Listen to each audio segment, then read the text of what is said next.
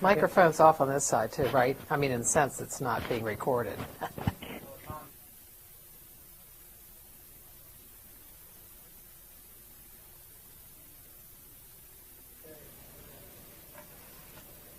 Good evening.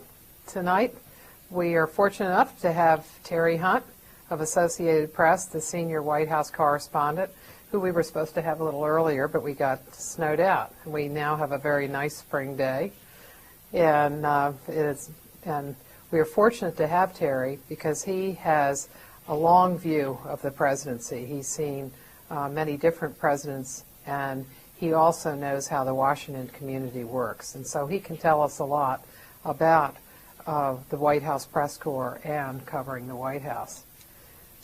Welcome, Terry. Can you tell us first about how you got to the White House? How did you?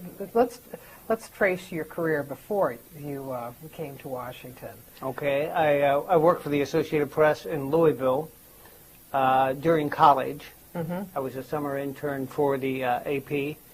Got drafted and went away for 2 years. Came back. Worked for them in Louisville, transferred to Providence because I said I wanted to work in an ocean state, and so they sent me to Providence. I was there for 2.5 years, and this is while Watergate was broiling in Washington.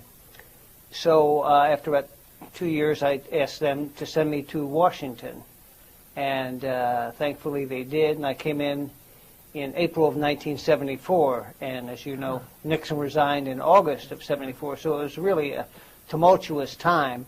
Of course, I was the most junior person in a staff of about 120 reporters, so I did not play a key role, but I was on the sidelines, and I got to see a lot of this stuff. Probably my most exciting thing at the time was riding out to Andrews Air Force Base to see Air Force One land and see President Nixon get off and get on. We had to staff Air Force One every time it moves just to make sure that there's no accident. So, as I said, I was kind of on the sidelines of that. I was an editor. I worked on the desk for about 6 years to earn my stripes as a reporter. Back in those days, you had to put in a lot of time as a desk. And finally, I got to cover the United States Senate. And then I was asked to do one trip with Ronald Reagan because for some reason they needed somebody to fill in. The regular guy was not available. And I was a backbencher at the time. I mean, I still had not, made much of a mark in Washington. And I went out on this trip with Reagan. We went to a place called Grand Island, Nebraska. And he had already made the major news of the day. And there was a late night event. He did a question and answer session with people, some little community group. And somebody asked him about how he thought that veterans were being treated, Vietnam veterans. And he said that he thought it was a shame that Vietnam veterans didn't get the GI Bill because Vietnam was not a declared war. Well, I had been in the Army, and I knew that Vietnam veterans did get benefits. So I went up to his people, a guy named Ed Meese, and said, that was wrong. You want to correct that? And they, no, he stands by what he said. So I phoned in an urgent that night. I said, presidential candidate Ronald Reagan, an obvious misstatement, said Tuesday night that Vietnam veterans didn't get benefits because Vietnam wasn't a declared war.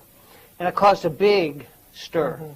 And the VA director came out the next day and denounced Reagan, and it magnified what was a inclination of his to distort facts. Like there's more oil in Alaska. He would say that more oil in Alaska than Saudi Arabia. He just made up things. And so this caused such a stir that I got a little bit of notice from my editors, and they said, well, he's going to go out again next week. Do you want to go with him? And I did. And I never got off the campaign trail after that. And then when he won, I followed him to the White House. What was their attitude to you, towards you, for having known that fact and brought it out?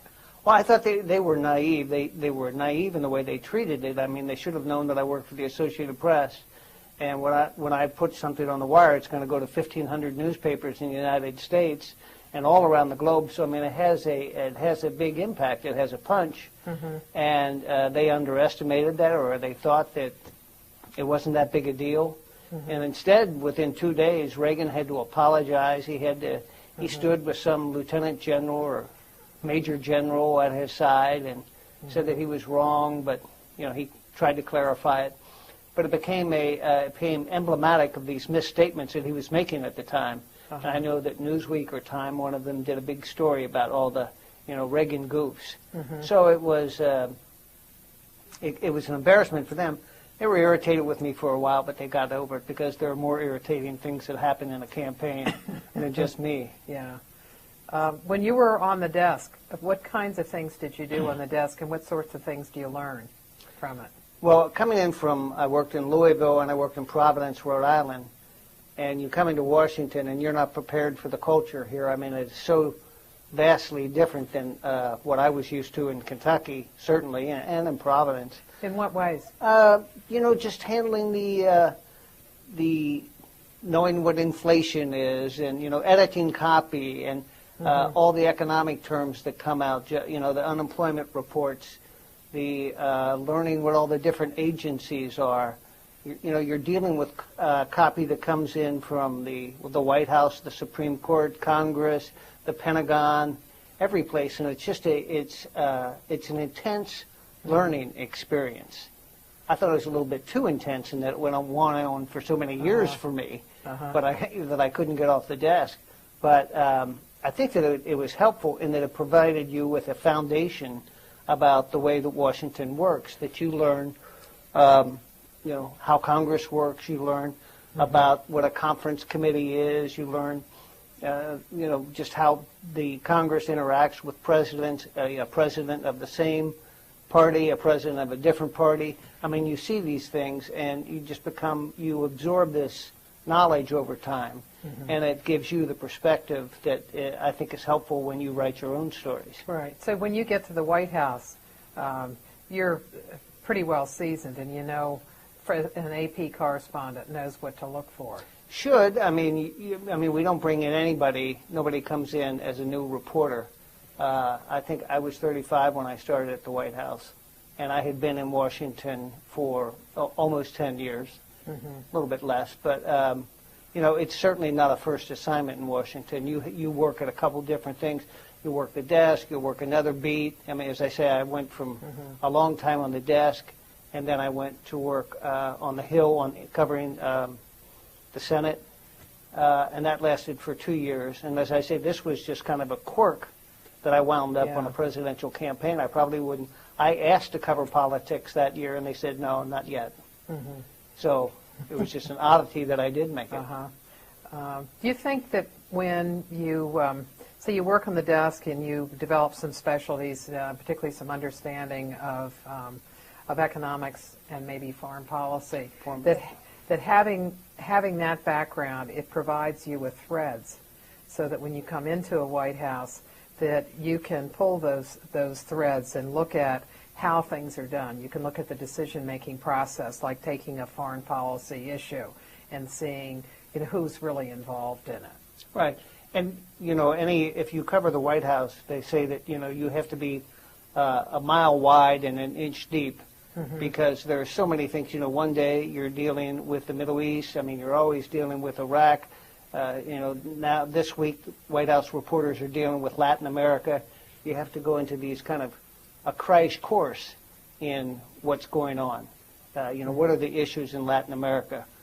Before a trip like the president's on right now, reporters will go around to different think tanks. They have specialists who you can go talk to, and they have seminars.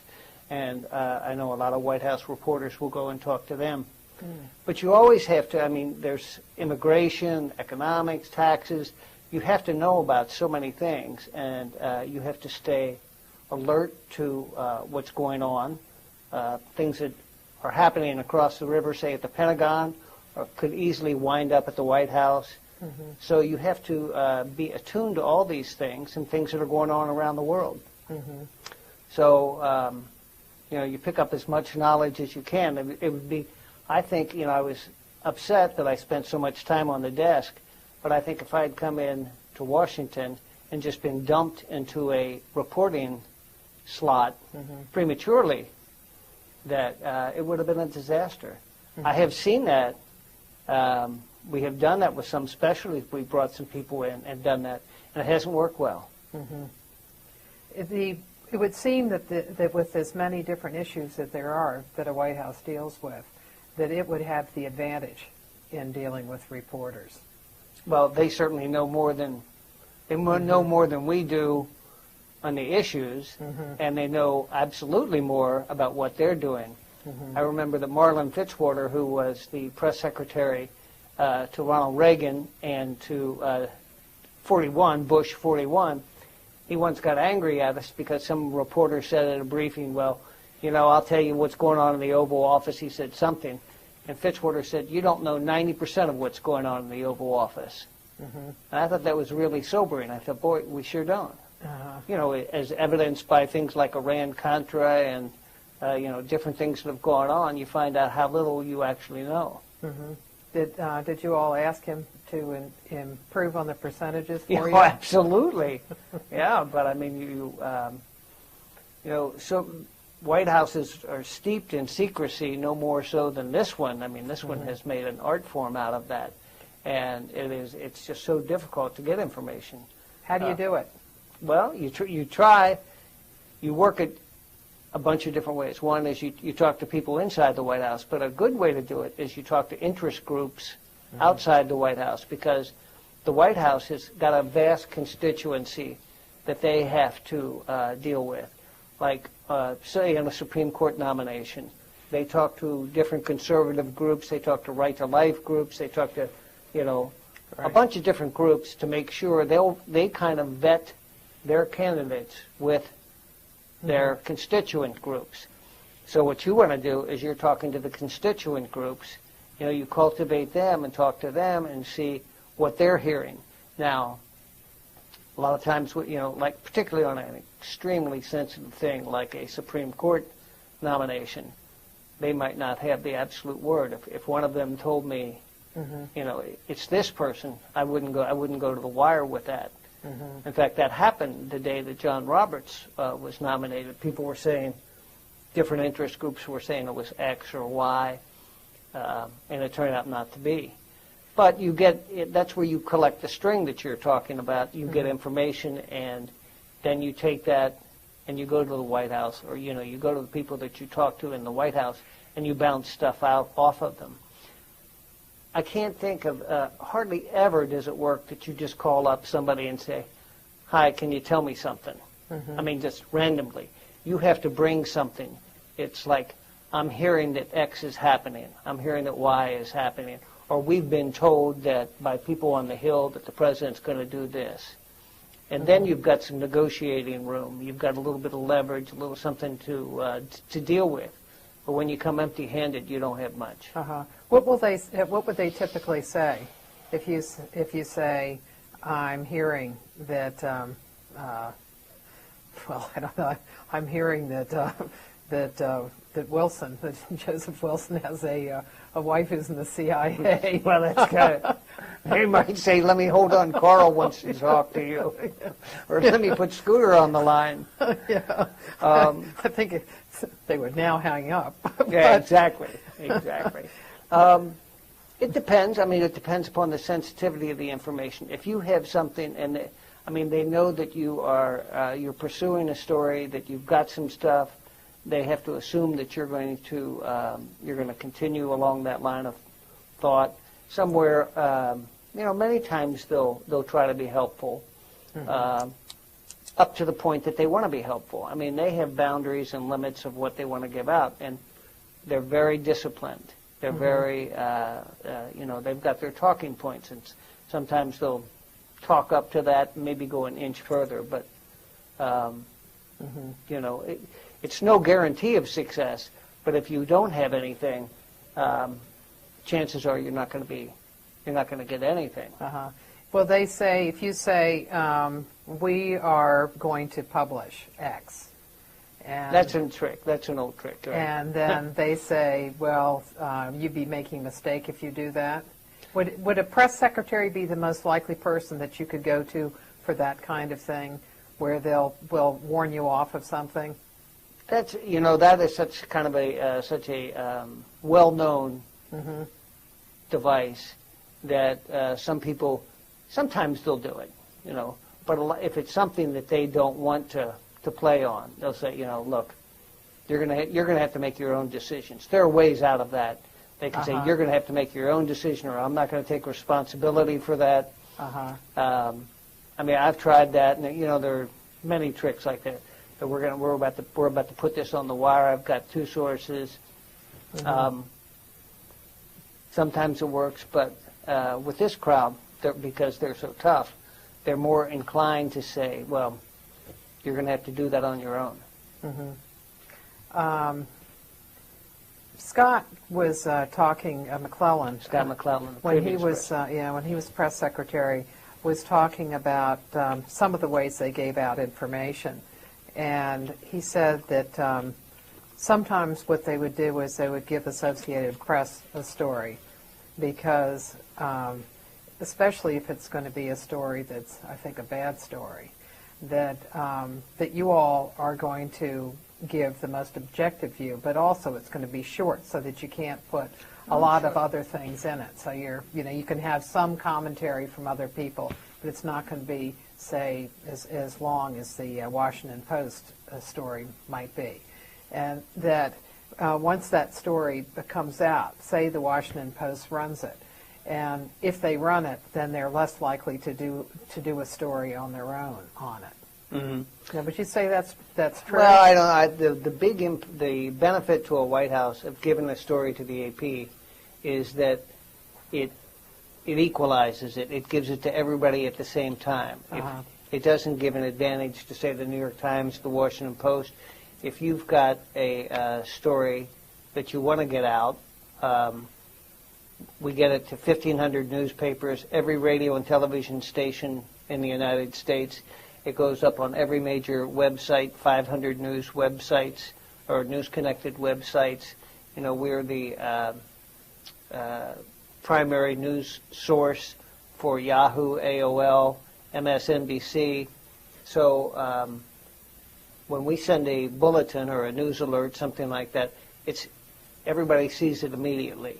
So if they have something they want to get out, like on I don't want to go into anything particular, but if they want to get anything out, I encourage them come to us, because there's nobody who has a broader reach, a faster reach than the AP. So, in terms of papers, don't like to follow another news organization.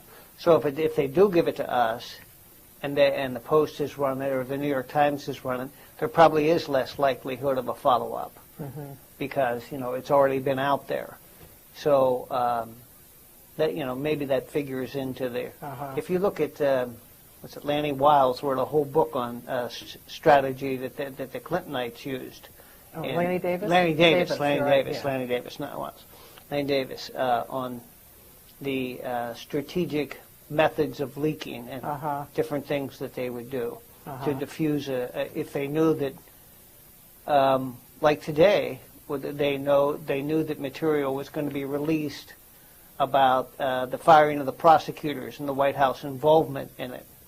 So stories appeared in the Washington Post and the New York Times with the White House perspective on it. The White House got in on that story before its publication, told its side of the story, so that when the Times and the Post came out, that the White House had a pretty healthy representation. Their voice was there, instead of having the Democrats or somebody else who would have obviously spun it a different way. Yeah. I mean, when we were not involved in the early part of the discussion of that story, but, at midnight last night, our reporter who was with the president in Mexico got to Dana Perino And she had a whole set of talking points that she was willing to talk about.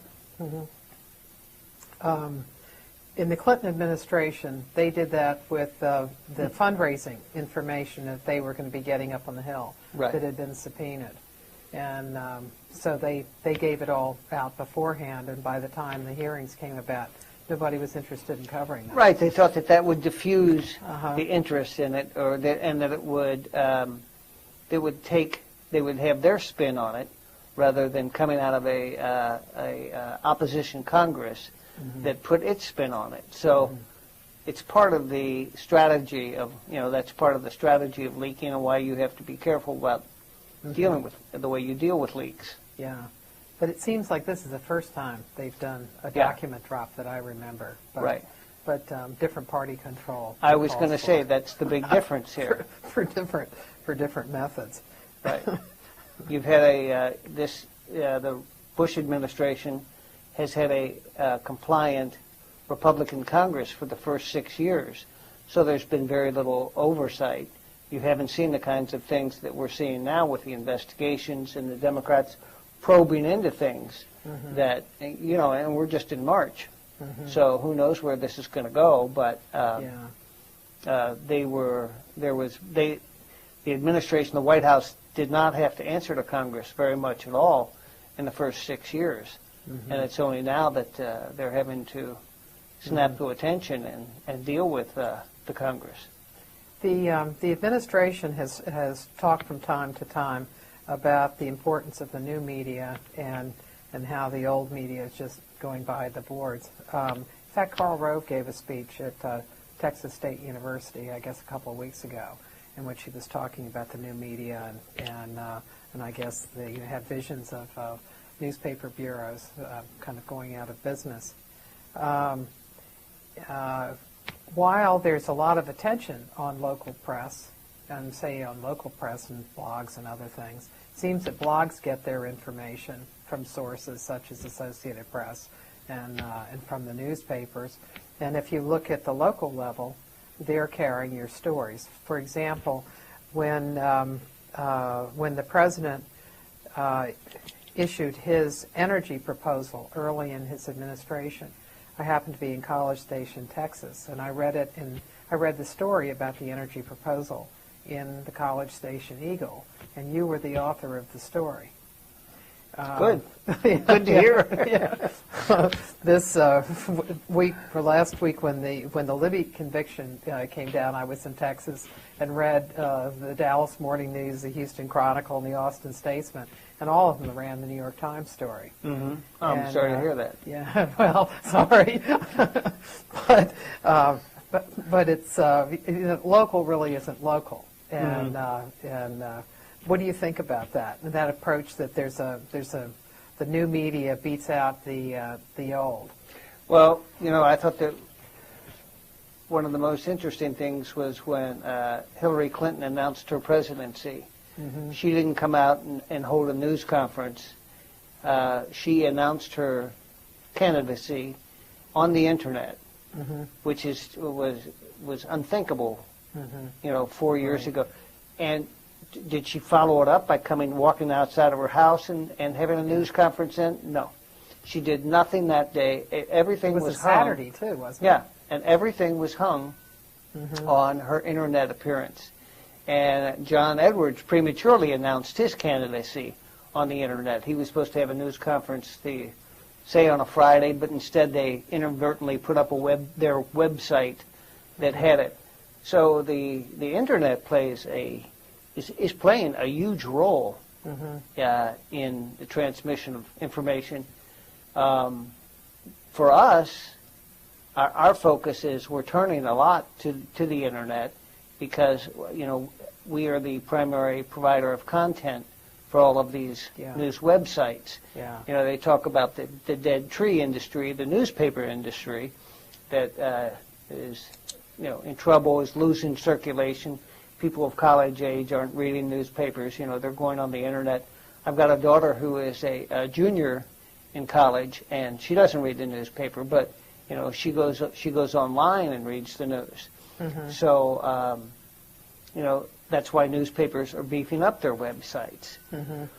But I mean, there's still, somebody's got to provide the content for the news, and local news, as you say, is very important. I mean, that's why a lot of people read papers or are looking for information. There's no reason that they can't have, right now, have a newspaper and a website. I think practically every newspaper has a website.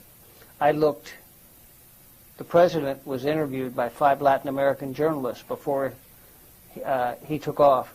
And I even checked in all the papers in Guatemala, every place he went. All these newspapers had websites. I mean, it's not like it's just, in wealthy countries, but poorer countries, struggling countries have websites along with their newspapers. So, I mean, it's an evolution of the industry and the way things are heading right now. How is Associated Press doing with all of these changes? Does it help you, hurt you, come out neutral? I think it helps us because we are not dependent upon, we don't have our own newspaper. What we're hooked into is every newspaper, and all of the websites that didn't exist, 10 or 15 years ago are now major sources of revenue for us.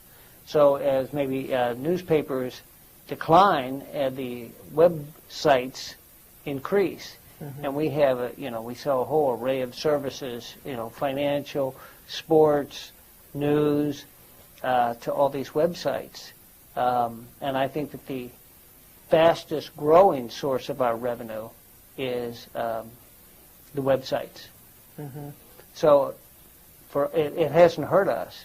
I mean, it's certainly good for us, and we're moving pretty aggressively in it. I mean, I don't know that when we're going to get to the point that reporters are, carrying a camera on their hat or something like that. But, we're moving very aggressively into the digital streaming video.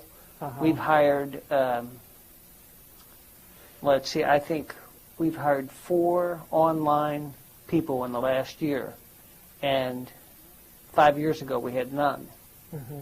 So it's all, the movement is that way. Toward the web. Thinking about how reporters do their work and White Houses do their work, and one thread that we've gotten recently of looking into the Vice President's office and looking into the White House itself is the Lewis Libby case. And there are a lot of documents that had exhibits that were up on the web, actually. That I found really interesting. You sent me a link to. Yeah, that's right. Yeah. I asked you. Yeah, that's right. Yeah, I wanted to talk to you about them. Well, I guess one of the things that surprised me was how much energy was put in by them to try to get back at Joseph Wilson and to discredit him and to discredit through discrediting his wife's having sent him, trying to imply that she sent him on a junket. Although I don't think going to Niger is. Yeah, that would not be my first. It's not. I don't know. It's not like going to the Ritz-Carlton. Paris. Yeah, right. But were you surprised by the way they were giving out information and the kind of relationships that reporters seem to have with their sources, with those people? I think that that was the fascinating thing about the Libby trial, was how much it kind of like peeled back the wraps on this White House, which is, we've talked about this, it's been so secretive. People. There have been political charges that the White House is this or that, but the testimony in the court, the sworn testimony, provided a much more graphic picture, and even like Ari Fleischer talking about it, under oath, provided a very graphic picture of how the White House worked, and the documents showed that.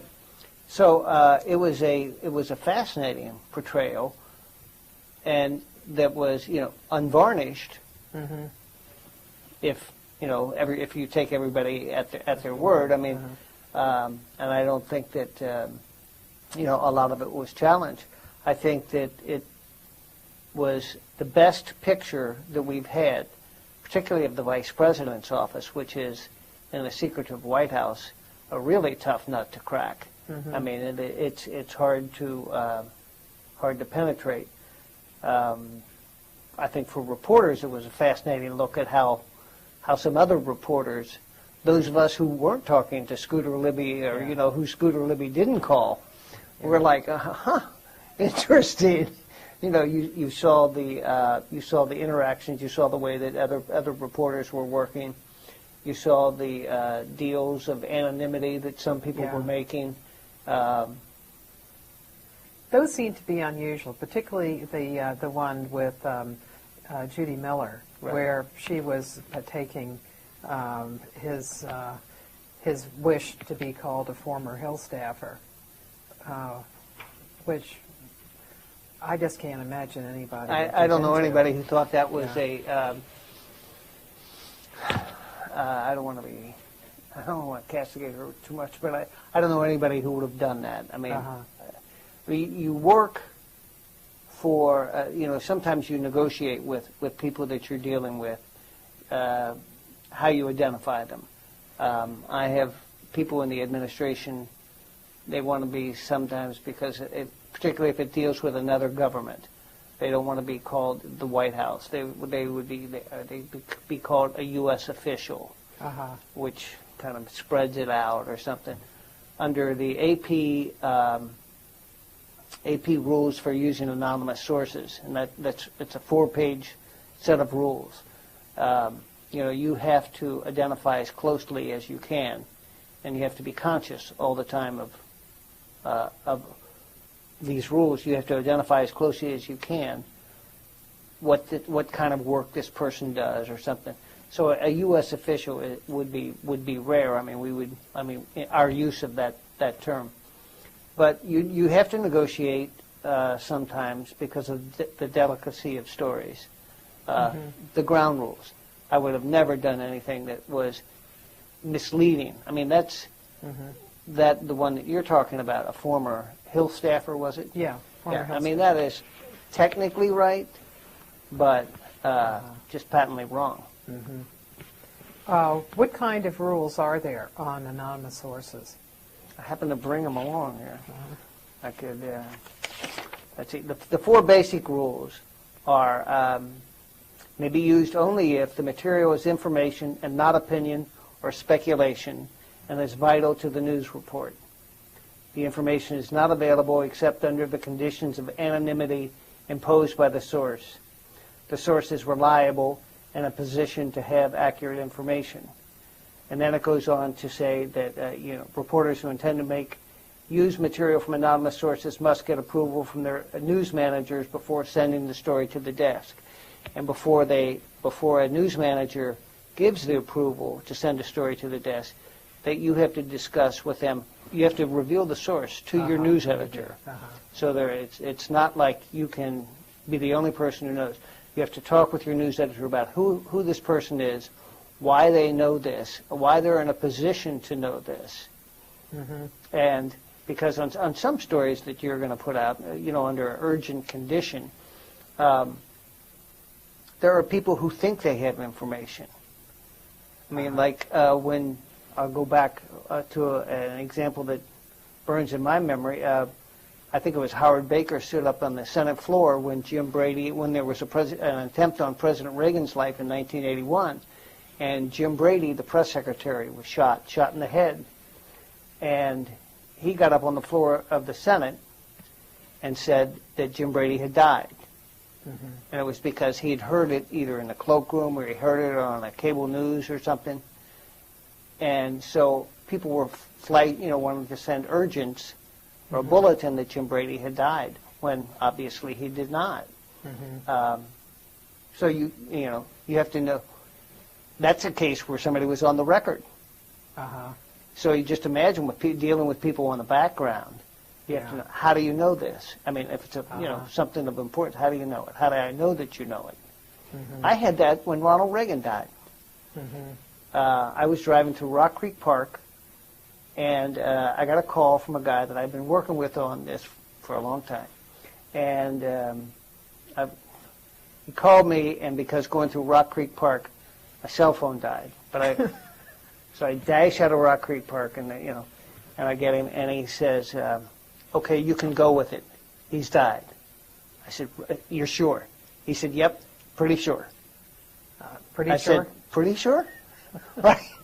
It's like, hey, this is in fact, I said, "This is a career ender if I'm wrong on this." Maybe a little overstatement, but it's I regard it that seriously. And he said, "Well, let me make a phone call. I'll call you back." He called some people, and actually what had happened, there were a bunch of old Reagan people who had worked for the Reagan administration as advance team. They had been summoned earlier in the week secretly out to California to prepare for the Reagan funeral. And there were people, these are the people that he was talking to. And one of them had told him. So he called them, said, "I've got, I have to absolutely write as a right." And he said, "Yeah, it's right." So he called me back, and he says, "Okay, it's right." So I called the desk, and I said, "Okay, I've got this bulletin." And they said, "ABC just ran it like 30 seconds ago." So I was like, a minute late. 30 seconds. Yeah, but by the time you go on the bulletin, it gets to the wire and everything.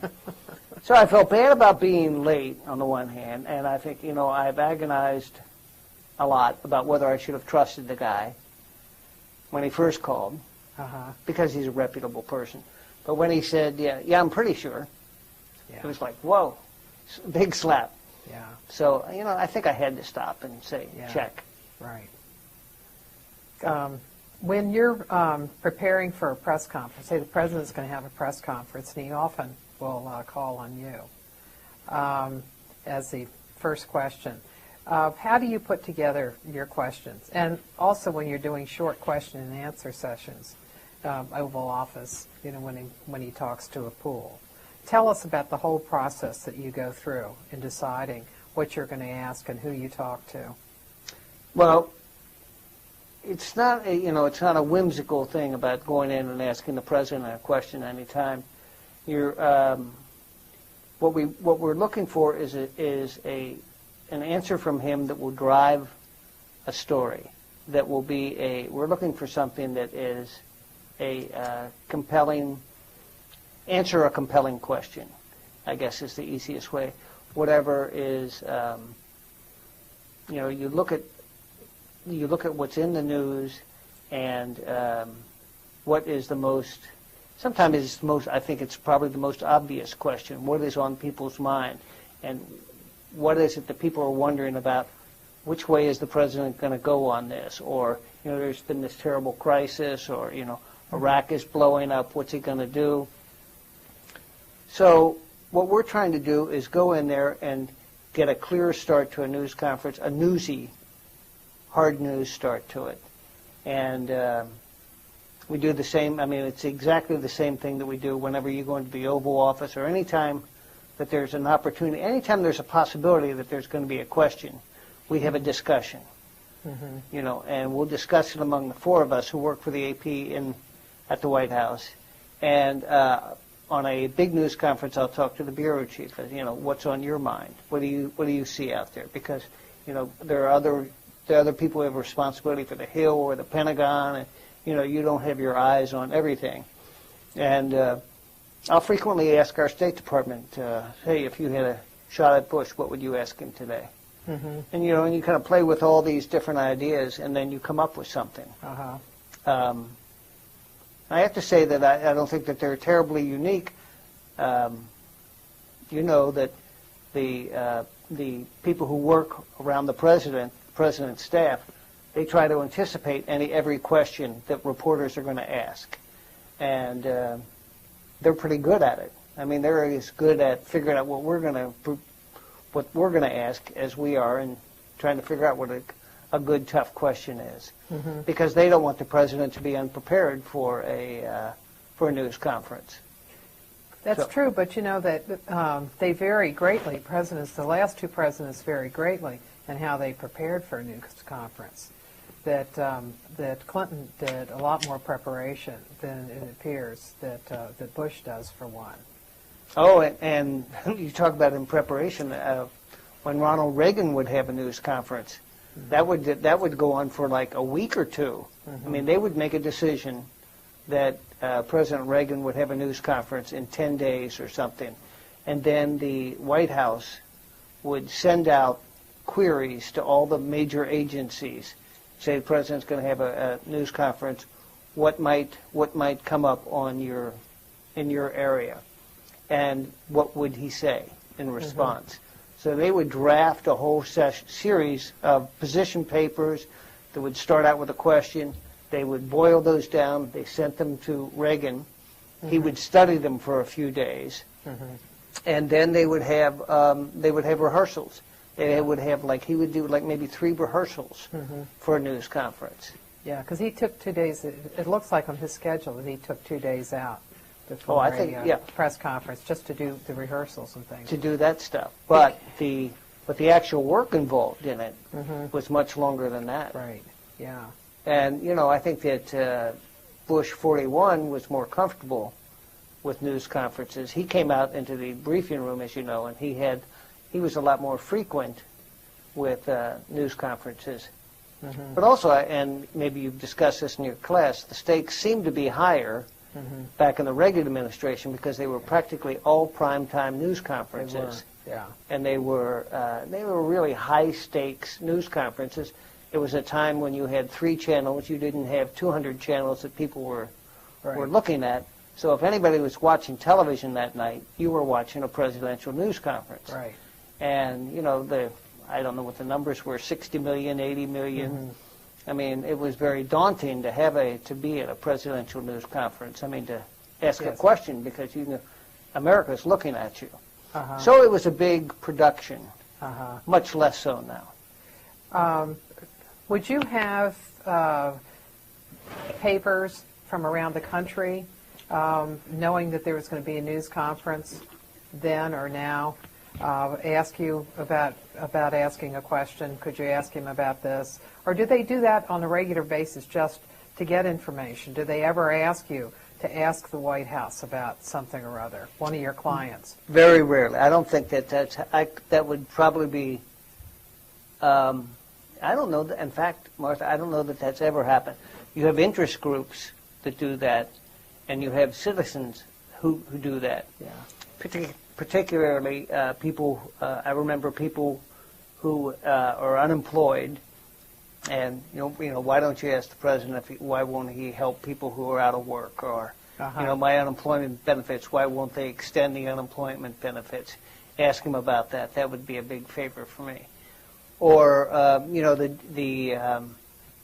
the Democrats, particularly in the Bush administration, would put out a list of 5 questions for Bush, which almost kills those 5 questions because all of a sudden they're tainted. I mean, no reporter that I know could get up and ask those 5 questions since you look like, then you're the mouthpiece for the Democratic Party.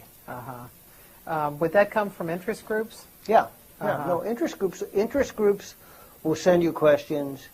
Political parties, you'll get in the email, I'll bet twice a week, I don't know, maybe more, something about ask Bush this, or Bush should answer this.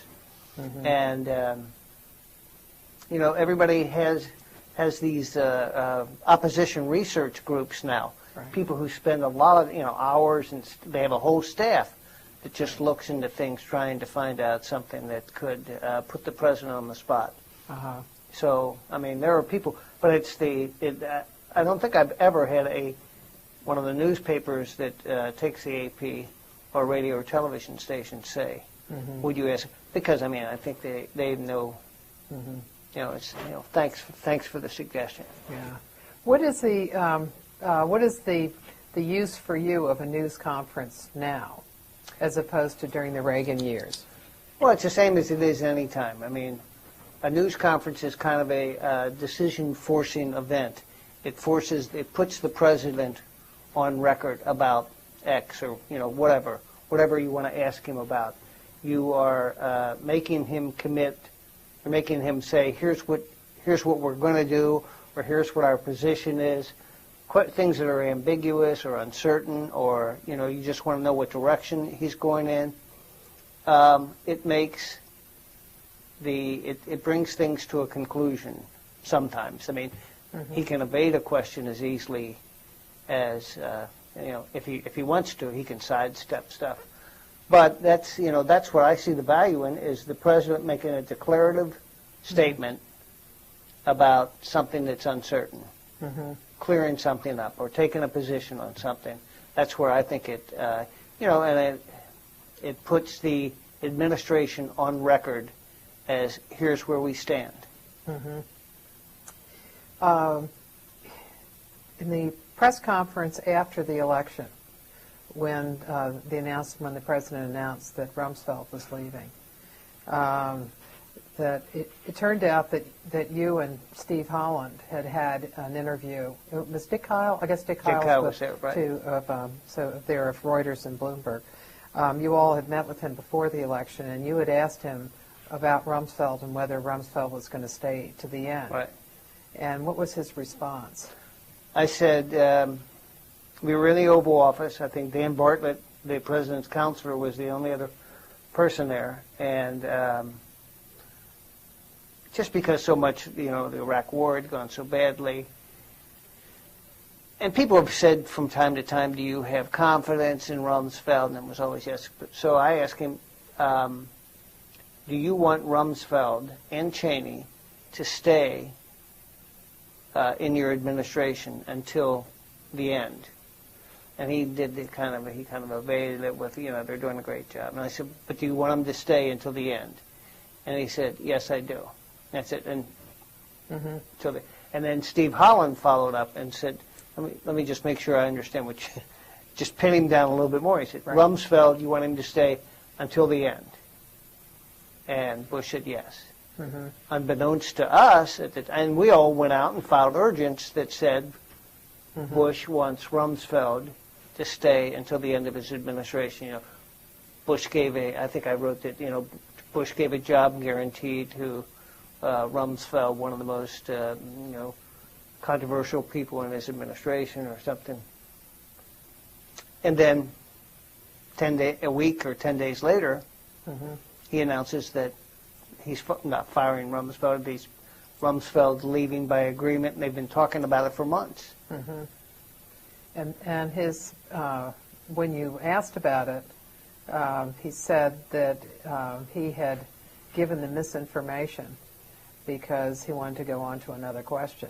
Well, I don't think he called it misinformation. He said, I couldn't answer the question because it was right before the election, and, it could skew, I didn't want to do something that would influence the election, which I was surprised at his answer, because presidents, Bush included, are so skillful at evading questions or brushing them aside or doing something. This was an unusual case in which he said something knowing that it was misleading, that it was not a candid answer. It was a surprise to me to see him operate that way. And what difference does it make now for when you talk to him?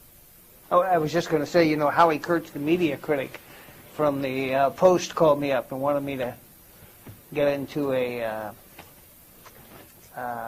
wanted me to judge the, I thought, well, let's see, what's the margin in this for me? Calling the, I thought, well, no, this doesn't help me. So I just said, he said, do you think he lied to you? And I said, I took him at face value. I took him at his word, which is true. I did take him at his word, and I think that's all you can do with a president. You can push him a little bit, but what are you going to do? And it's going forward. You're mindful of that experience, that happened, but you can try a follow up, which we try, and Bush is very skillful at cutting off, at times. Yeah. But you have to take a president at its word. What about a press secretary, if you find that a press secretary is giving you misinformation? Well, I think it calls into question the way you deal with a press secretary, or how the weight that you attach to his statements. Sometimes press secretaries are not are sloppier than others. I'll say Scott McClellan, before he would do a news briefing, you couldn't get into his office for like 2 hours before he went out and did his briefing, because he was in there like just studying his papers and underlining things, and really I think Tony Snow is a lot breezier about his preparation. I don't think that he puts the intensity into his preparation that Scott did. We had today, Tony Snow was in Mexico talking about this flap about the prosecutors being fired, and he came out and briefed the press, and then maybe 2 or 3 hours later he had to come back and fix some of his statements. She didn't put out Harriet Miers didn't send an email. She said it verbally, and it wasn't a cabinet meeting. It was just with some Justice Department people. So he was having to kind of patch up what he said. But if when he came out and said that, we didn't put any of it on the wire, actually, because it wasn't wire-worthy. I mean, it wasn't newsworthy. But if we had, we would have had it out there, and then we would have had to go back 3 hours later and correct it with what he said. So it's just, a different way of operation for press secretaries. Right. One of the benefits that Scott seemed to have is that while he would use the same phrase over and over again in a briefing, that phrase would usually come from the president. Yeah, I think he was very careful about his homework. Tony's much more flippant. His staff calls it the Tony Snow show when he briefs. Scott, I don't think he went out there to give any kind of show. I think he went out to deliver what he had to deliver. He had a pretty fixed. He wasn't making things up on the podium or trying to be flashy. He went out there just to he had some information that he could disseminate or things he could talk about, and he stuck to those talking points pretty tightly. Yeah. One thing before we go to the students and they start asking you some questions. Yes. Oh, yeah. Okay. Forgot about that. Yeah, just the internet away. I was wondering about your view of your role. Do you see yourself as a surrogate for the public? And do you have an image of somebody in your mind when you're going out and getting information, seeking to explain something? Do you have an image? I do. Well, what I do, when I came to Washington, I've always thought that journalism was a fairly serious business. That you are, you're dealing with information that can affect people's lives, affect people's reputations. And in Washington, it seemed to me when I came here that it was more important than kind of the stories I've been writing about traffic accidents or, whatever. And when I started covering the White House, I thought, this is really serious stuff. There's no, and I tell the people who come to work for me at the White House, there's no room for error here. We've got to be right. This is, it's grown-up stuff. It's serious business. What you write is going to go all over the world. It's got wide impact, and you have to be first, and you have to be smart, and you have to be right, and you have to write it to the front page. You have to write your way into newspapers because there's so much competition for space now. So, do you think of yourself? I think of ourselves as kind of a reader's advocate. What do you want to know? What is it about Washington? How important is this stuff? You don't want to write rambling stories about things that nobody cares about. We're dealing with important subjects. We're covering an important beat, one of the most important beats. It's one of the most competitive beats, I think, anywhere. So, you put all those things together, and it adds to a big weight on what you do. But I think that we feel that I think all White House reporters feel this way, that you're doing stuff that you're writing a significant story that's going to attract a lot of attention. So you have to be careful, and you have to, you just try to keep these things in your mind as you go about your business. Mm-hmm. Okay. Yeah. Thank you. Let's take some questions from the students.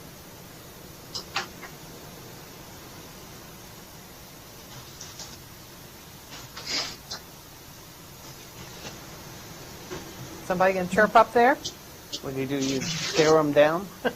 No, there's a professor in the classroom. Oh. I wonder if the thing's not working. Do you read any blogs?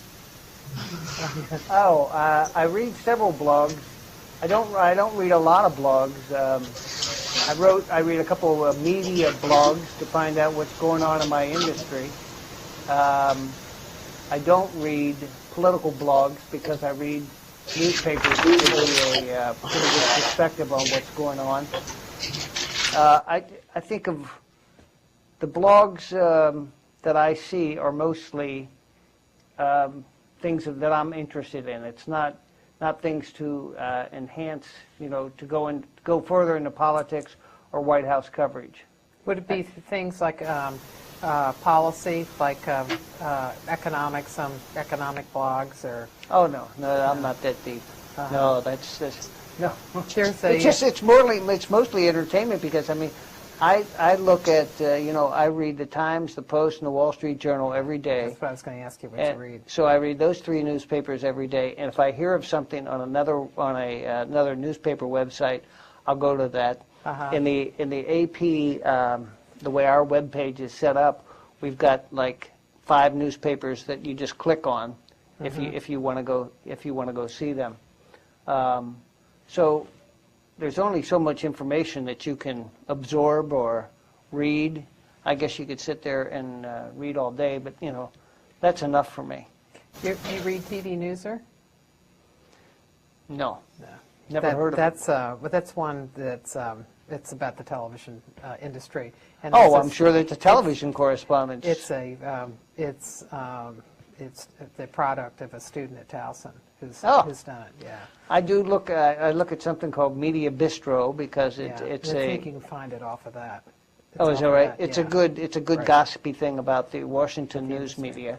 So I enjoy that. I've recently, but I guess this isn't a blog site. I go to maybe once or twice a week, maybe more. Go to Politico, the new political website. But that's about my involvement in blogs. I gave a talk at a university last year, and I asked the students. Somebody asked me about what I felt about blogs and how much I was influenced by blogs. And there were maybe about 125 students there at Franklin Pierce. And I said, well, let me ask you, how many of you read blogs? And out of the 120 some, I would say maybe 3 kids raised their hands. So, how about you all? How many of you all read blogs every day?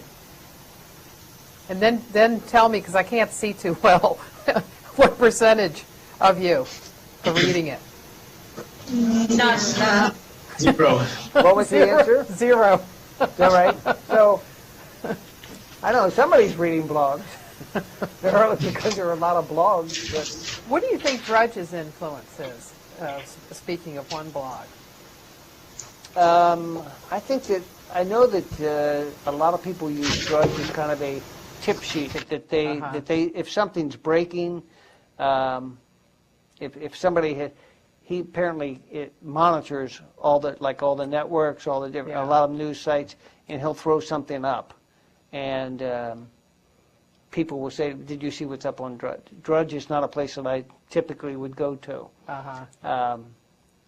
What Drudge is most famous for now is breaking embargoes on on embargoed presidential speeches, like the State of the Union speech and the president's speech about Iraq on January 10th. they send it in email to White House reporters about an hour before it's delivered, and you're not supposed to put it on any blog site or on the wire until the president starts speaking. Mm-hmm. And he broke that embargo by about as soon as he got it in email, he put it out on his internet site, which means as soon as it's up there, the embargo is lifted on everybody. Yeah. So and then he did the same thing again with the State of the Union. Mm-hmm. He broke the embargo. So he's complicating life for the White House to that degree. Question? Mr. Hunt, you said that Bush administration is very effective in controlling information. Do you think that future administrations are going to want to control just like Bush administration? You know, I think every administration wants a kind of an orderly process and wants to put out information according to its own schedule. Although there are people within the administration who have been more relaxed about talking, like in the Reagan administration, there was Jim Baker talked to reporters on background, and Mike Deaver did. In the Clinton administration, there were many voices that talked. This administration has been a lot tougher. Or in the first Bush administration, there were more people who spoke. I think that any administration wants to be orderly and disciplined, but none have approached it with or have been as successful as this one has. Now, whether or not future administrations will be as disciplined, I didn't cover the Kerry campaign, but a reporter who did told me that he thought that they would be as tough for the media as the Bush administration has been. So, I don't know that we can tell at this point how another administration would be, but certainly this one has earned a reputation as being tough. Have you gone through that? Dan has spoken a couple of times with students. Dan Bartlett. And he has said to them that the difference that he sees between Democrats and Republicans, this was in the first term, was that in the beginning of the second term, that Democrats are like day traders, and they're like long-term investors. Republicans are long-term investors, and they really they think through what they're going to do and what they're going to say, and that whereas the Democrats play on a daily cycle and react to what things are coming. And so he said that he recognized that the Democrats were much better at responding quickly to things. It took them a much longer time to do it. In an interview at the end of the year, near the end of the year, he was talking about how his views had changed on that.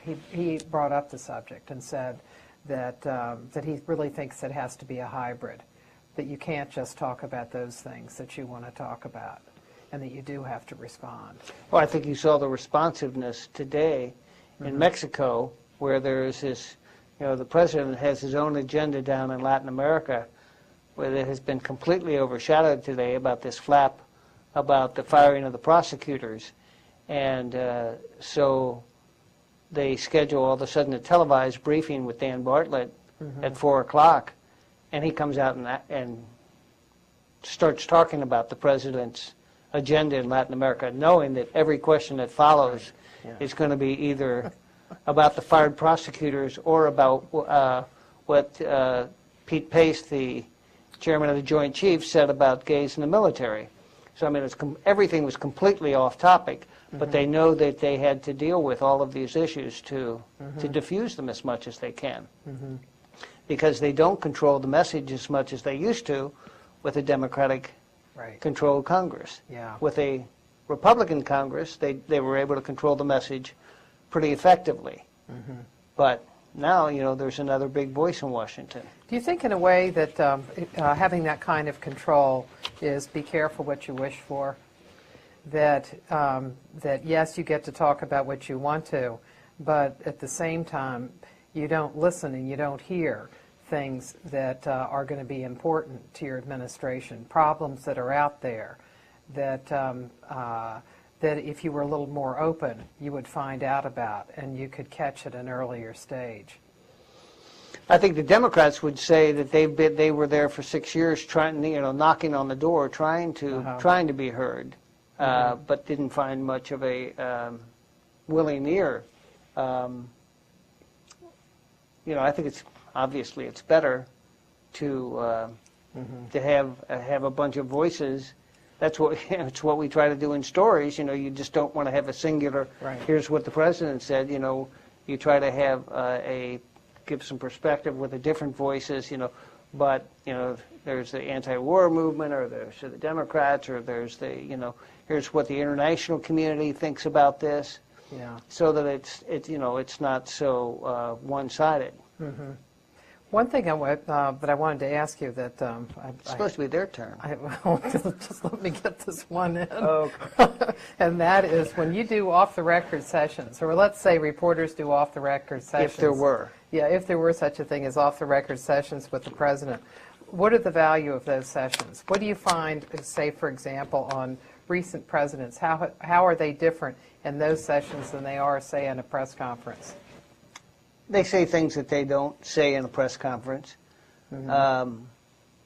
But it's if you play by the rules, it's frustrating because a president will say something in a off-the-record session that is, nominally what it's intended to do is show you the reporter, what the president's like and what he's really thinking.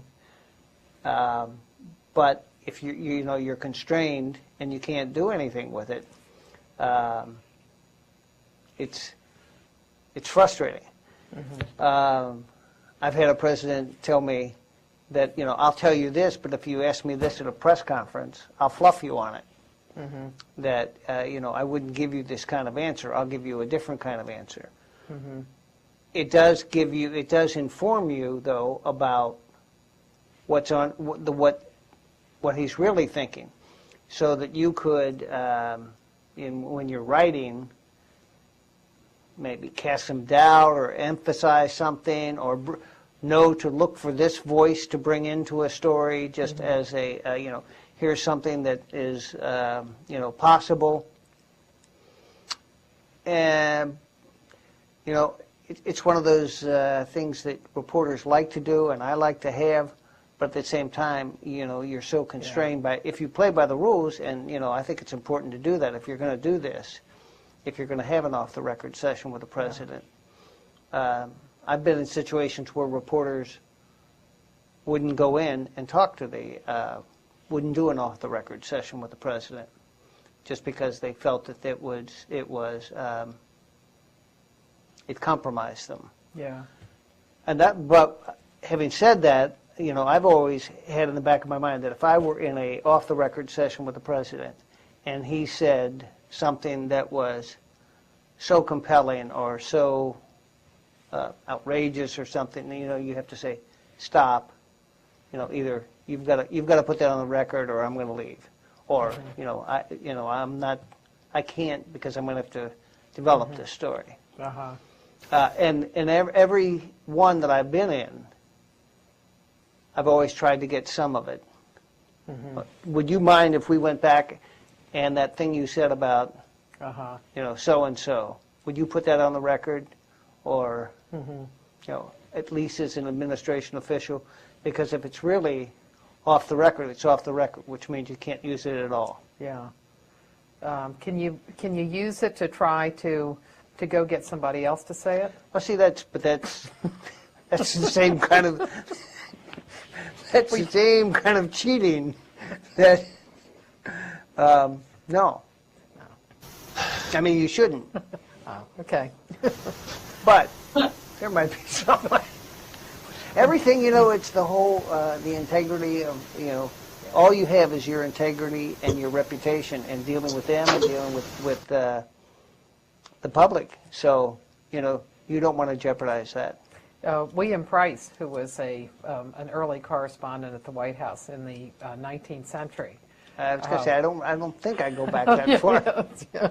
Well, he talked about during the Theodore Roosevelt administration, where they had regular, or a few of them had regular access to the president, and it was off the record. And if you were to break the rules, you would be in deep trouble, and you wouldn't be asked to come to any sessions again. So he said that he was in a terrible position because he could get information from somewhere else, and somebody may have given him something. Oh, well, then you shouldn't, then I wouldn't feel bound by it. And he still couldn't use it Well. because he said he couldn't risk having Roosevelt think that he had gotten it, from him and had used it. So he found that he couldn't use it. You have to tell people that you're dealing with, particularly when you're dickering about news or negotiating about news, that we've got other reporters who are pursuing this story, and I'm bound by these rules.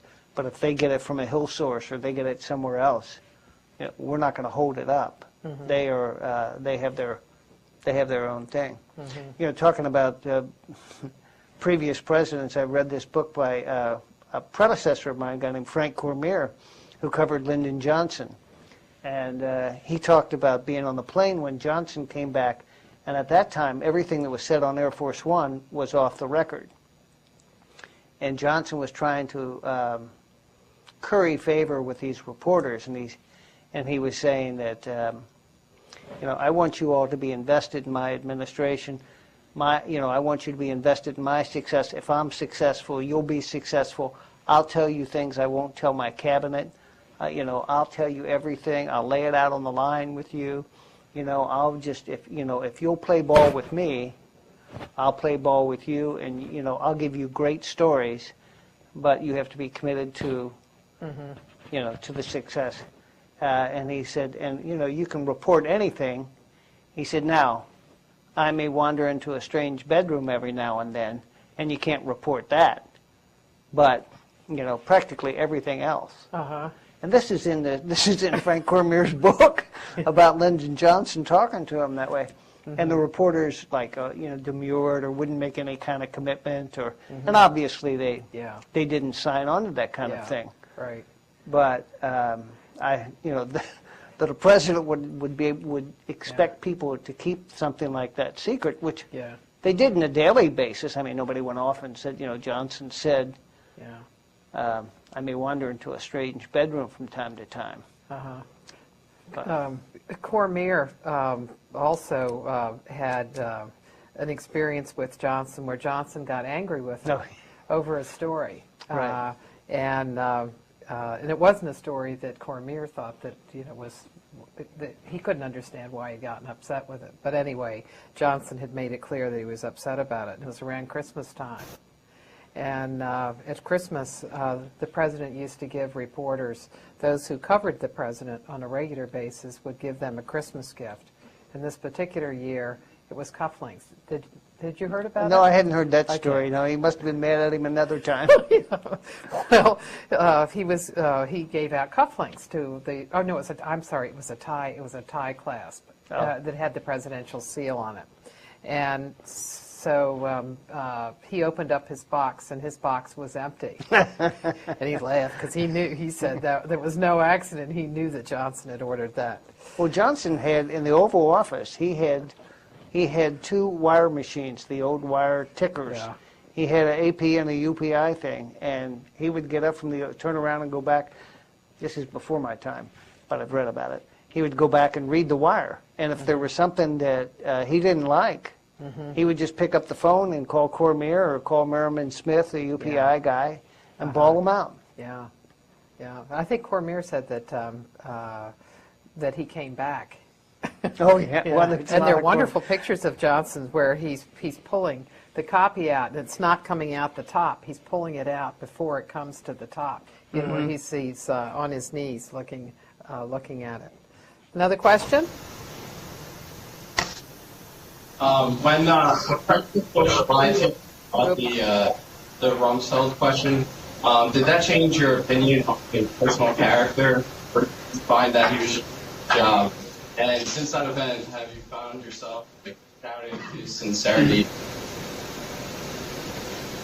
It was hard to hear the question. So On the question that you asked Rumsfeld, about Rumsfeld, Right. and how has it affected how you deal with him, and your views of his sincerity? Well, I think what I said before, you have to take a president at face value at what he says. You know, there's I mean, we do truth squad what presidents say, but if he says, you know, I want somebody to stay and I'm not going to fire somebody, and then 2 days later they fire him, there's nothing you can do. As to how I personally feel, you know, I feel strangely kind of detached from that about the way I feel about a president.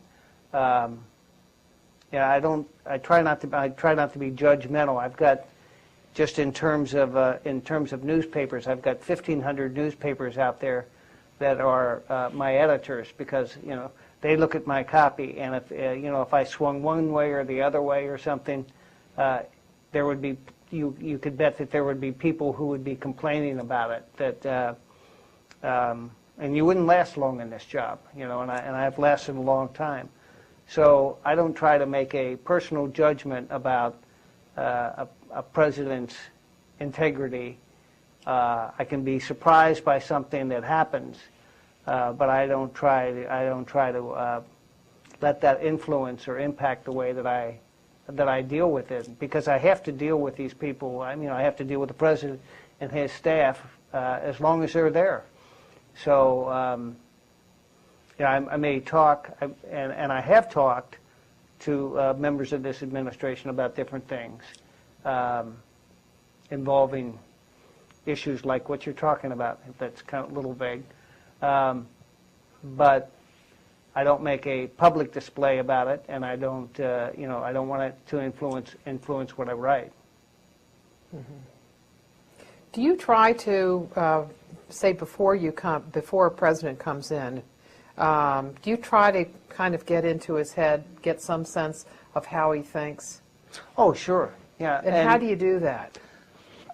You know, I think it's the only way you do it. It's by, you try to I mean, you report on them, you get out, you follow them around, you see how they respond to different things, you know, you see how they are when they're angry, when they're happy, when things go well, when things don't go well. You see if an administration stutters when something happens, or you see how efficiently they deal with problems.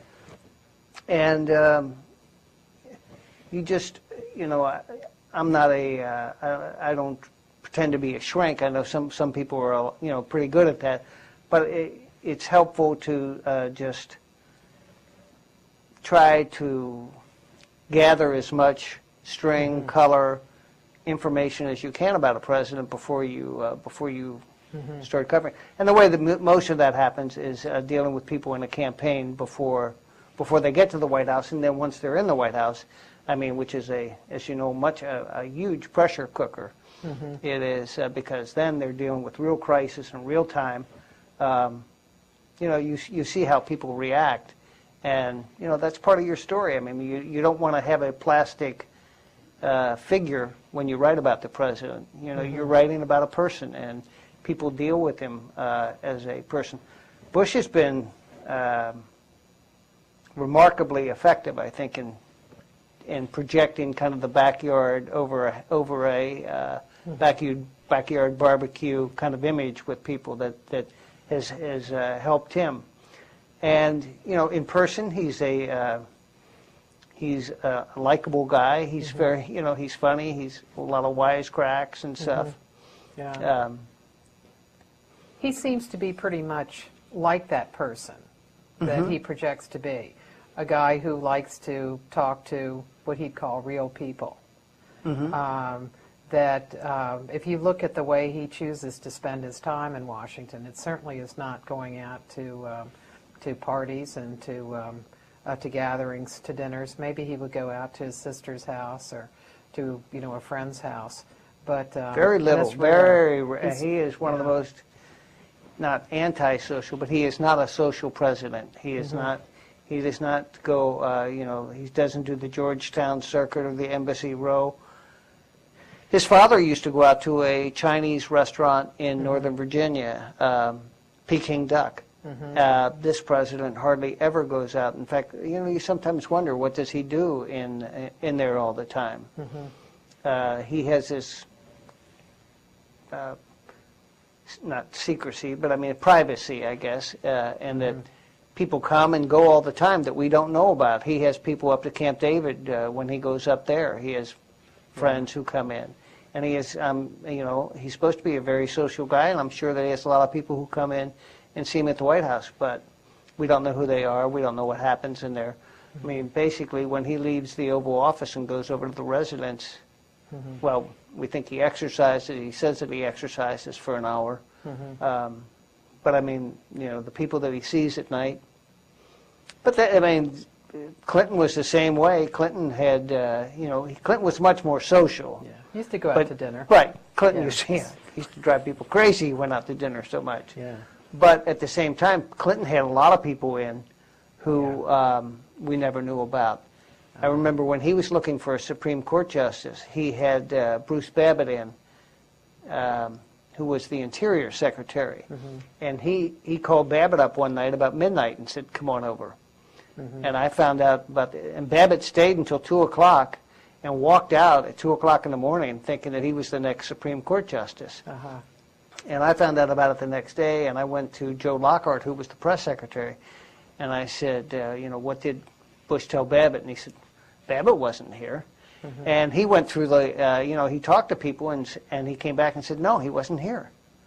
Because nobody knew except, some Secret Service people and Clinton. But he hadn't talked to the chief of staff about it, and he hadn't talked to anybody else about it. So, I mean, presidents have got this great, as public as it is, they have a lot of privacy within the in the residence. Yeah. The question? Yeah. How do you decide which scandals to report on, which are real on, which are by just partisan fighting? Do you want to decipher that? You're going to have to try that again. Maybe be not. Do you think they should be further away from, or closer? Get closer. Get closer to the microphone. How do you decide which scandals to report on? Which are real and which are just partisan fighting? Yeah. Which scandals to report on? Which ones are partisan? Which are just a partisan a dig, and what things are real? How do you know? I guess how do you know a real scandal from something that the opposition is just trying to dish up? Practically every scandal that I can think of starts small. It doesn't. Watergate started with a dismissive burglary, and it developed into something within a matter of days because actually an AP reporter found out that there was a White House connection to the people who were arrested. So that kind of picked up a bit. Iran-Contra, which was a scandal during the Reagan administration, selling arms to Iran selling arms to Iran in hopes of getting out the hostages. They all start out small. So, and there are going to be people who, you're right, that in Washington, probably an opposition group is trying to whip up a scandal about maybe every week. But these things develop legs on their own if enough heat and mass gather, and enough people politically get involved and talk about it, foment it, and the administration finally has to respond to it. There are things that come and die out pretty quickly, and things that are ignored completely. But I don't know. But if you look at like Jack Abramoff, the Abramoff scandal, then there was one that really developed legs because there were just so many different people who were involved in it. Yeah, but partisans will try to make a scandal or a case out of anything, and it's hard to give definition to what makes a real scandal. I mean, I think there are a lot of things that don't rise to a big scandal. We're pretty sparing in the use of the word scandal, because as you might suggest, there are a lot of things that people want to make into scandals and really aren't. So it's just the seriousness of the charge, the people who are involved, the players on both sides. It rises to a level, and that's you know it's like pornography. You know it when you see it. According to the Supreme Court, was it Hugo Black or?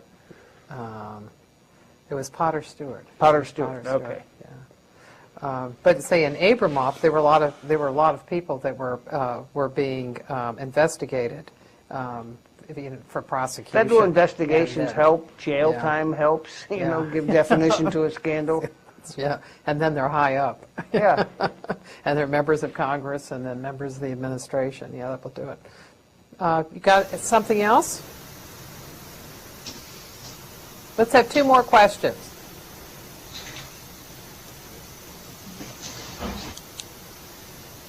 Is it easier job in a period of divide? Get close to the microphone. Is it easier to do your job in a period of divided government? It makes it. Let's see. It probably is more. It has fuller disclosure in a period of divided government, because you have more of a check and balance on. You do have a check and balance. You have people pulling back the curtain and looking, exposing things, questioning. Reporters can only go so deep into the White House. You can't file a Freedom of Information Act at the White House. That their stuff is protected. It's not like you can file a Freedom of Information Act somewhere else. But members of Congress, which have oversight over the White House, they can look into a White House budget. They publish the salaries of everybody who works in the White House. They can call administration witnesses, cabinet secretaries, put them on the spot and grill them about things if they want to.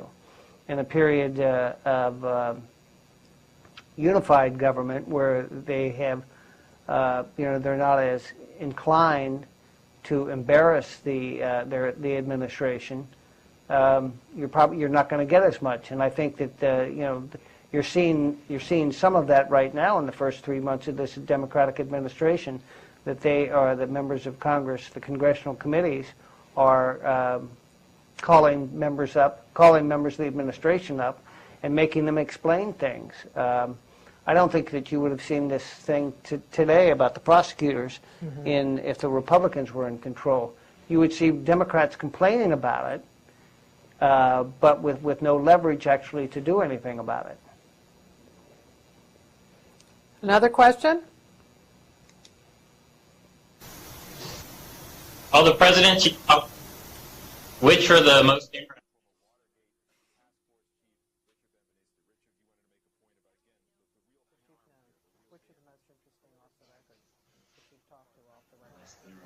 Well, it's hard to measure people off the record. Let me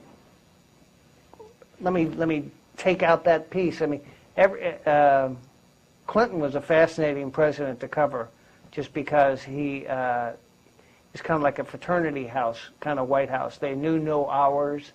They kind of groggily got started about 9 o'clock, and then they would go until 11, 12, midnight. And when the president was traveling, you were up until 2 o'clock or anything. And as you saw, he was quite a character. He was a policy wonk. He was he's a very smart guy. He was a riveting speaker.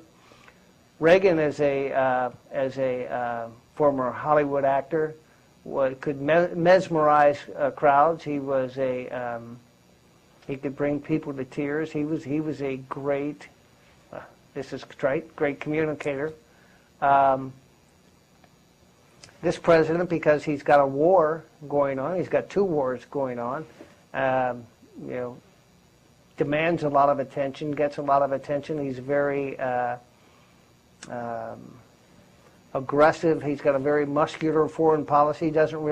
He's unlike the previous presidents that I've covered. He really doesn't seem to care too much about what world opinion or other leaders think.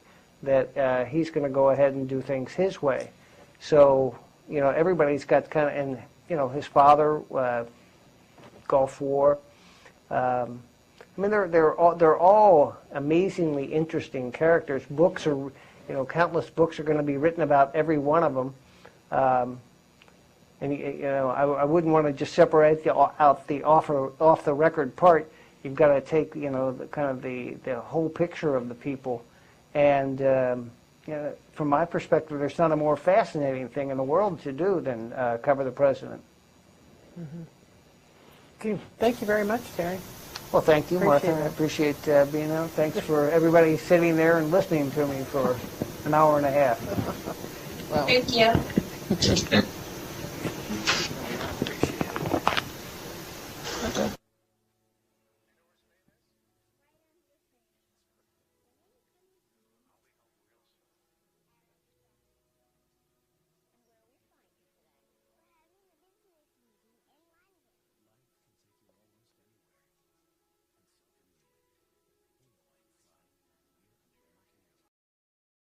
But, it's certainly not a first assignment in Washington. You work at a couple different things.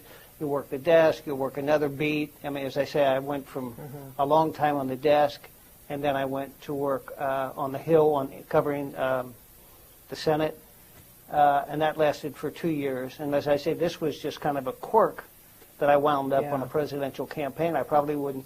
I asked to cover politics that year, and they said, no, not yet. Mm-hmm. So it was just an oddity that I did make it. Do you think that when you, say you work on the desk and you develop some specialties, particularly some understanding of economics and maybe foreign policy, that having that background, it provides you with threads so that when you come into a White House, that you can pull those threads and look at how things are done. You can look at the decision-making process, like taking a foreign policy issue and seeing who's really involved in it. Right. And, if you cover the White House, they say that, you have to be a mile wide and an inch deep because there are so many things. One day you're dealing with the Middle East. I mean, you're always dealing with Iraq. Now this week, White House reporters are dealing with Latin America. You have to go into these kind of a crash course in what's going on.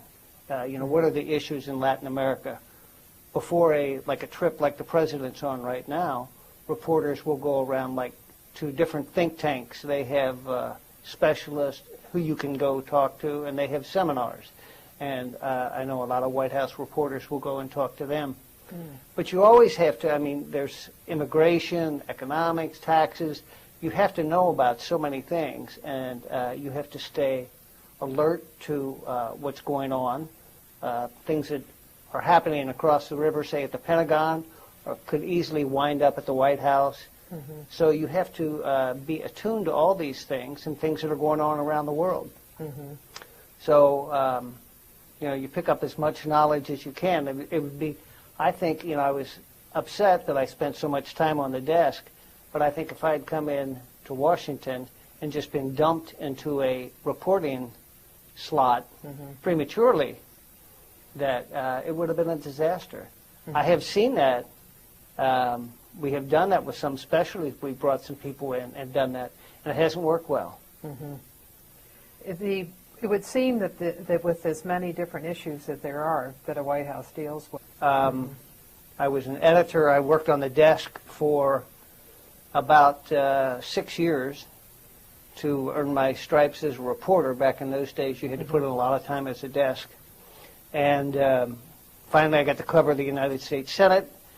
And then I was asked to do one trip with Ronald Reagan because for some reason they needed somebody to fill in. The regular guy was not available.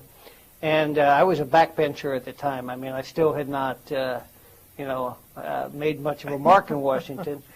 And I went out on this trip with Reagan. We went to a place called Grand Island, Nebraska. And he had already made the major news of the day.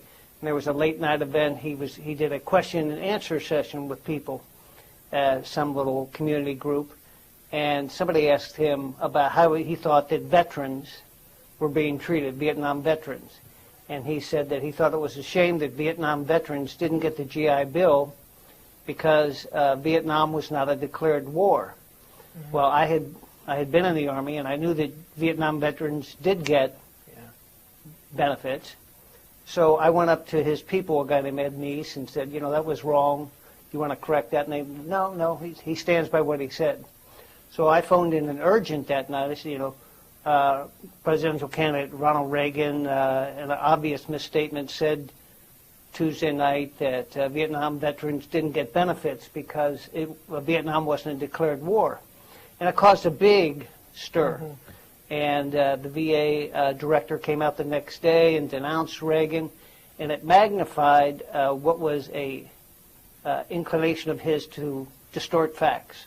Mm-hmm. Like there's more oil in Alaska. He would say that more oil in Alaska than Saudi Arabia.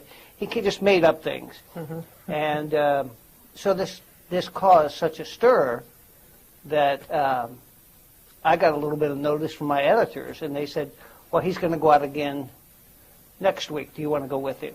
And I did. And I never got off the campaign trail after that. Uh-huh. And then when he won, I followed him to the White House. What was their attitude to you, towards you, for having known that fact and brought it out? Well, I thought they were naive. They were naive in the way they treated it. I mean, they should have known that I worked for the Associated Press, and when I put something on the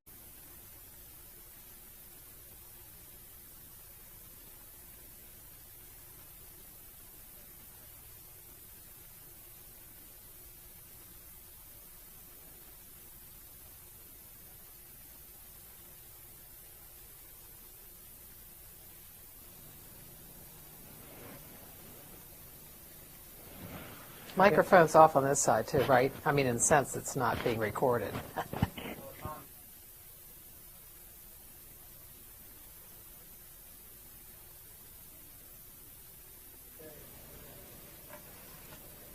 Good evening.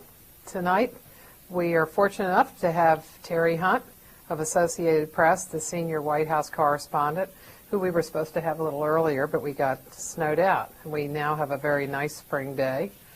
And we are fortunate to have Terry because he has a long view of the presidency. He's seen many different presidents, and he also knows how the Washington community works. And so he can tell us a lot about the White House press corps and covering the White House. Welcome, Terry. Can you tell us first about how you got to the White House? How did you, let's trace your career before you came to Washington. Okay. I worked for the Associated Press in Louisville during college. Mm-hmm. I was a summer intern for the AP. Got drafted and went away for 2 years, came back, worked for them in Louisville, transferred to Providence because I said I wanted to work in an ocean state. And so they sent me to Providence. I was there for 2.5 years. And this is while Watergate was broiling in Washington. So after about 2 years, I asked them to send me to Washington. And thankfully they did. And I came in April of 1974. And as you know, Nixon resigned in August of 74. So it was really a tumultuous time. Of course, I was the most junior person in a staff of about 120 reporters. So I did not play a key role, but I was on the sidelines, and I got to see a lot of this stuff. Probably my most exciting thing at the time was riding out to Andrews Air Force Base to see Air Force One land and see President Nixon get off and get on. We had to staff Air Force One every time it moves just to make sure that there's no accident. So, as I said, I was kind of on the sidelines of that. That it would have the advantage in dealing with reporters. Well, they certainly know more than know more than we do on the issues, and they know absolutely more about what they're doing. I remember that Marlin Fitzwater, who was the press secretary to Ronald Reagan and to 41, Bush 41, he once got angry at us because some reporter said at a briefing, well, you know, I'll tell you what's going on in the Oval Office. He said something.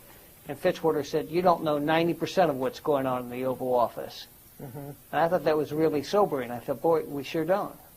You know, as evidenced by things like Iran-Contra and, you know, different things that have gone on, you find out how little you actually know. Mm-hmm. Did you all ask him to improve on the percentages for you? Oh, absolutely. Yeah, but I mean, you know, so White Houses are steeped in secrecy, no more so than this one. I mean, this one has made an art form out of that, and it's just so difficult to get information. How do you do it? Well, you try, you work it a bunch of different ways. One is you talk to people inside the White House, but a good way to do it is you talk to interest groups outside the White House, because the White House has got a vast constituency that they have to deal with. Like, say, in a Supreme Court nomination, they talk to different conservative groups, they talk to right-to-life groups, they talk to, you know, a bunch of different groups to make sure they kind of vet their candidates with their constituent groups. So what you want to do is you're talking to the constituent groups. You know, you cultivate them and talk to them and see what they're hearing. Now, a lot of times, you know, like particularly on an extremely sensitive thing like a Supreme Court nomination, they might not have the absolute word. If one of them told me, you know, it's this person, I wouldn't go to the wire with that. In fact, that happened the day that John Roberts was nominated. People were saying, different interest groups were saying it was X or Y, and it turned out not to be. But you get, that's where you collect the string that you're talking about. You get information, and then you take that and you go to the White House, or, you know, you go to the people that you talk to in the White House, and you bounce stuff out off of them. I can't think of, hardly ever does it work that you just call up somebody and say, hi, can you tell me something? I mean, just randomly. You have to bring something. It's like, I'm here, wire, it's going to go to 1,500 newspapers in the United States and all around the globe. So, I mean, it has a big impact. It has a punch. And they underestimated that, or they thought that it wasn't that big a deal. And instead, within 2 days, Reagan had to apologize. He stood with some lieutenant general or major general at his side and said that he was wrong, but, you know, he tried to clarify it. But it became emblematic of these misstatements that he was making at the time. And I know that Newsweek or Time, one of them, did a big story about all the, you know, Reagan goofs. So it was an embarrassment for them.